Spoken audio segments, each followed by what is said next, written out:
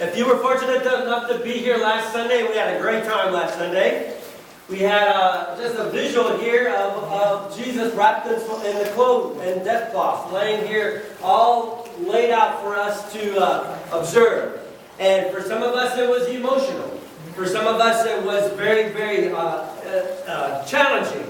For some of us, it was just a little too spooky, all right? But it was there. We looked at the fact that his body was laying there. We have another group of believers that follow us at 1 o'clock. They were coming in last Sunday, and as they were coming in, you could tell their appearance and the demeanor changed a bit as they took a look at that fact that there was a body there. Not really a body, okay, but it was looking like a body. So, none of these flowers were here. It was very sparse, and all of a sudden, boom! That's Easter Sunday, right? All of a sudden, he, as we have read in the scriptures, come up out of the tomb.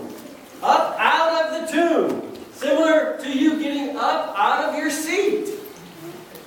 He had to take and swing his legs around, sit up. He took a few minutes. And I'm going to explain to this about a clock here in just a few moments as well, what he did. And then all of a sudden, with the first couple steps, he changed the course of history. Amen. Changed the course of history for every single person from that day on to today. To today. You are not here by accident. You are not here. You might be here because someone invited you. Great. But you're here because God brought you here to hear something today. And that fact or that truth that I would want to have you hear is that Jesus Christ is alive today as much as you and I are alive. Amen. And some of you need to show that alive a little bit more because I'm worried about a couple of you, all right? But I'm just saying, we're alive. We're alive today. And so is He. All through my Christian journey, over 40-some years now, I can't believe it, over 40-some years now, one of the great truths that I cling to and held on to all the time, through the good times, through the rough times, I went back to this verse. You hear this verse, I even made mention of this verse today, is that where 2 or 3 are gathered in His name, just 2 or 3 are gathered in His name, He says, there am I in the midst of them. I've been gathered with some of you for a while, and it's so good to see some of you. And I just want to let you know that Jesus is here. He's here today. His word tells me He's here. Up out of the tomb. But before I go there, I want to just really tell you a couple things here. And the first thing I want to tell you that He came up out of the temple on Friday. Something occurred in the temple when Jesus was crucified that Friday evening. Many of you that were with us on Good Friday service over at Hope Church in Westonville heard a little bit about Good Friday service from Pastor Andy. It was a great sermon, a good service. I almost thought he was stealing some of the stuff I wanted to share today. But that's okay. But one of the things that he spoke about was that in that temple, in the Jewish temple there, they had a curtain, a veil. And this veil, this is not the veil, of course, but it's a replica. It's a piece of cloth. It's a curtain, all right? This curtain, for you to have some kind of visual there a little bit. But this thing was marking off the Holy of Holies. The veil was there. And if you read in Leviticus, it was 15 feet high. And it was, they claimed, as thick as your hand, about 4 inches. It was huge. It took a multitude of holy priests after certain ceremonial cleansings and all the kind of sacrifices that were given to even move and to put this thing up to where they were going to have it hang. And then as it hung there, it was there for days and days and years and years and years and years. And what happened is as the priest would make a sacrifice and then he would be called into the Holy of Holies, and he would go in and make his prayers or do his duties there. He went behind the veil. Go with me for just a moment to the Garden of Eden. You know, this is not the Garden of Eden, but it's pretty nice. And when this whole thing began, God wanted a relationship with man and women. He wanted a relationship with us all. And he placed them in a garden. And they had all this access and this life for them. And they were in fellowship. And daily they would be speaking with God and talking with God and communicating with God in the garden. What a glorious thing. What a magnificent thing to think about. I don't know when's the last time you thought about that. A lot of times when we think about the garden, we think about the snake, and we think about the evil one coming, we think about Eve, and then she's going to give it to Adam. You know, that all came, yes. But before all that happened, the garden was a place where man and woman were with God. And he communicated with them. And he shared with them. And he talked with them.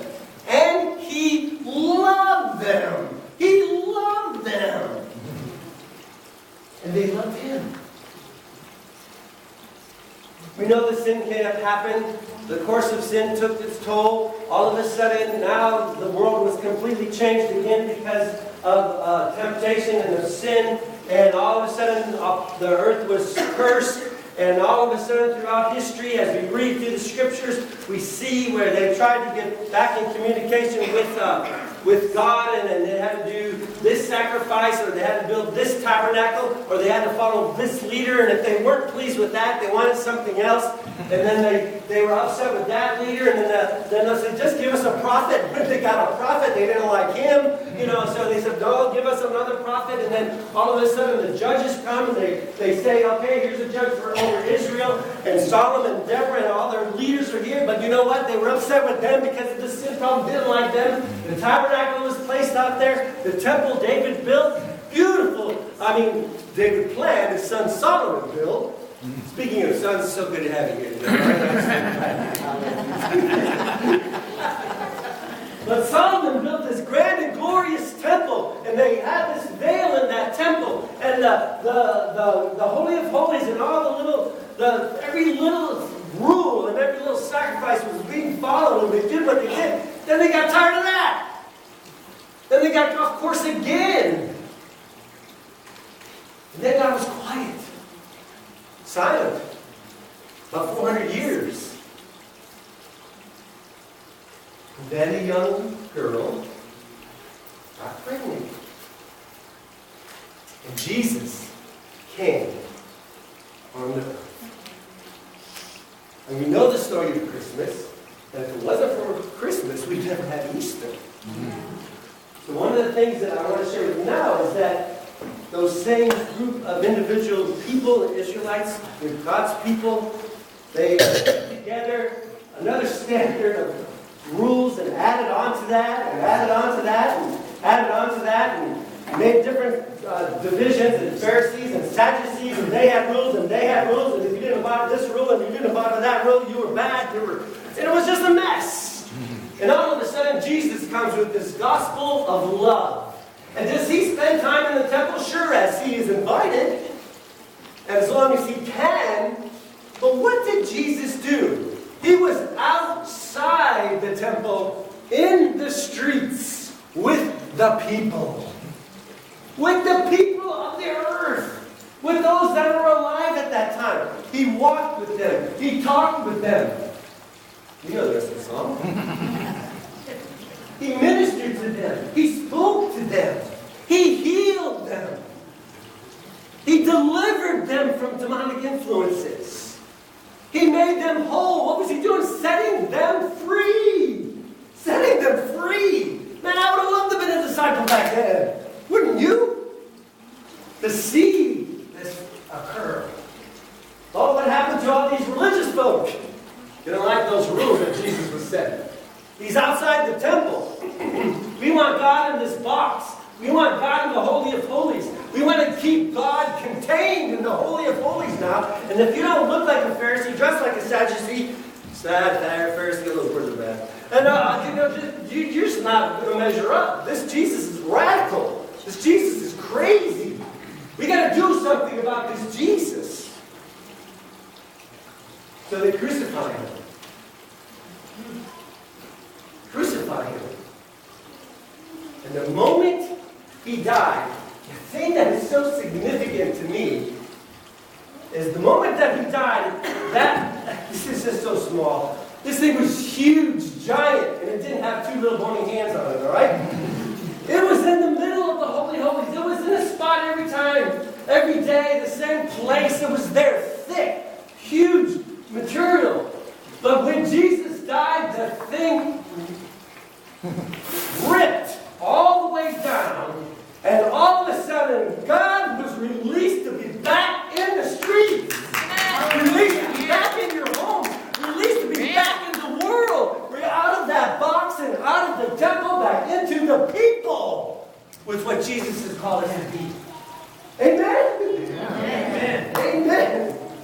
Up out of the temple, the curtains torn in two. He set us free. How in the world do we think that we can put God in this little place? God, who in just a word created the universe, loves you and me. Loves you and me. Today is the same way.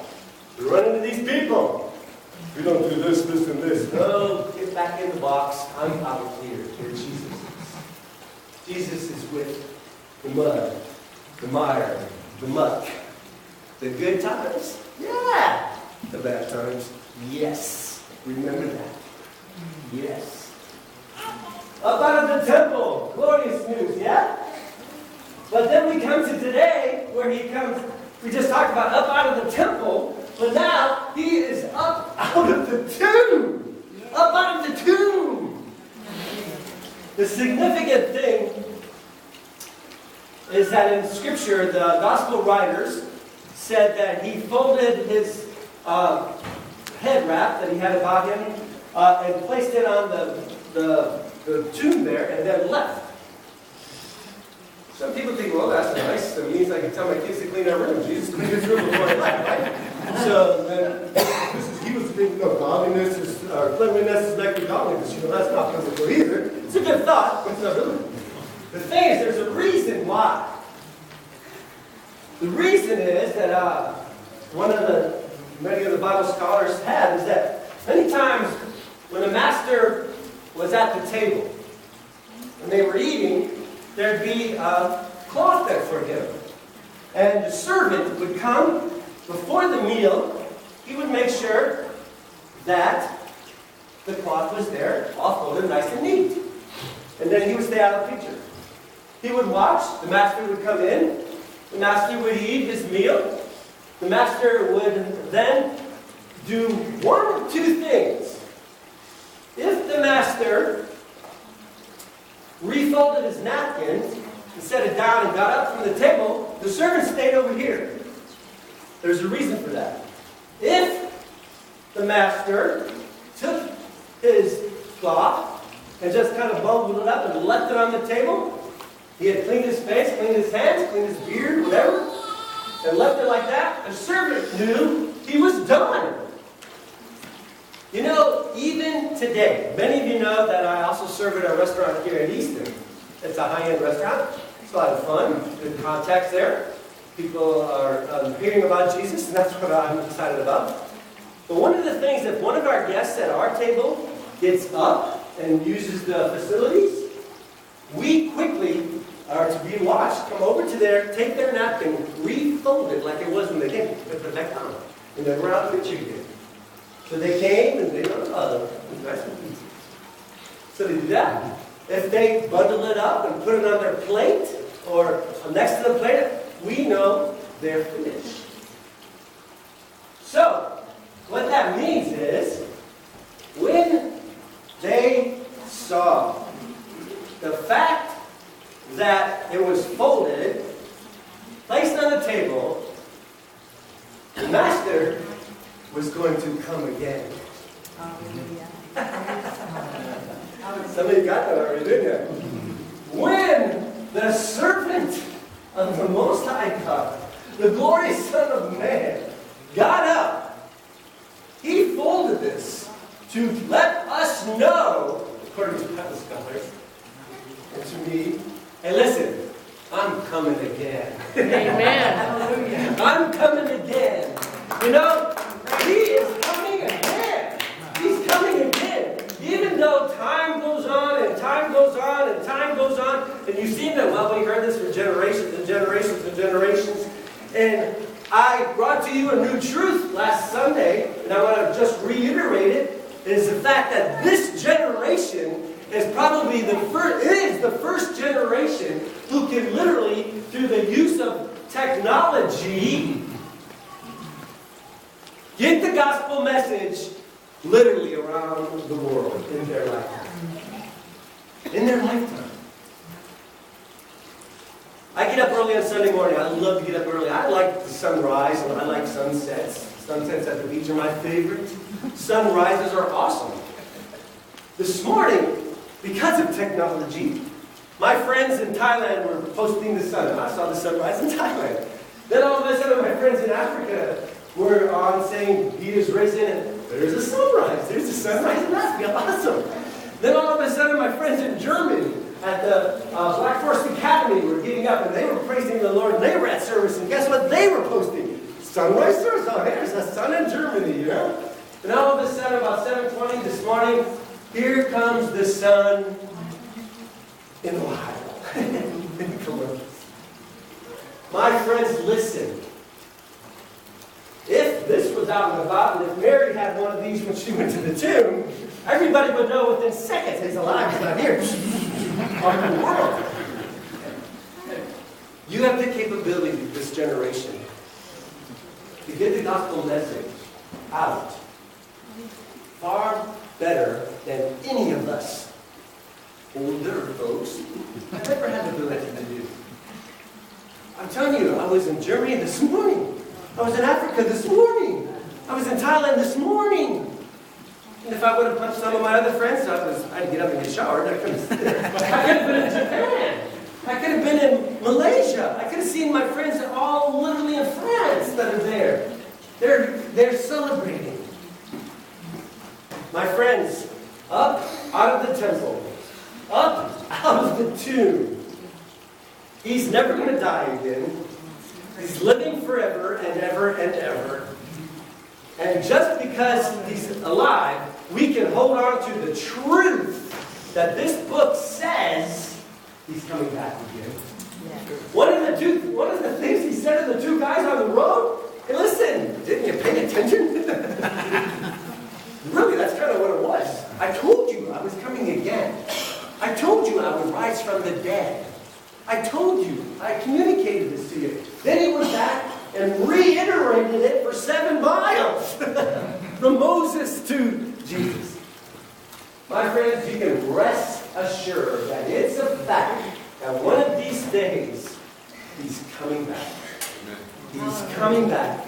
He's coming back. It's kind of been my theme since Christmas, right?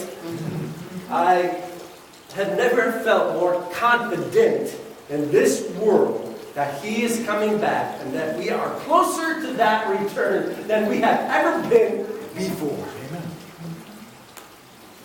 So what happens when he comes back? All of us who know him and have decided to be Christ's followers and disciples, we will be caught up with him. And we will spend eternity with him. Back up in that garden, whatever that might be, loving and walking. But this time the book says, there's no evil one. He's bound up, he's transferred, he's cast away. It's just going to be wonderful. How wonderful, I can't even put it into words.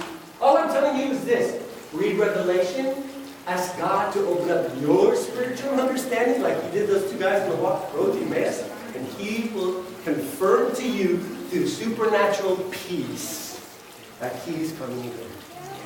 He's coming again. He's coming again.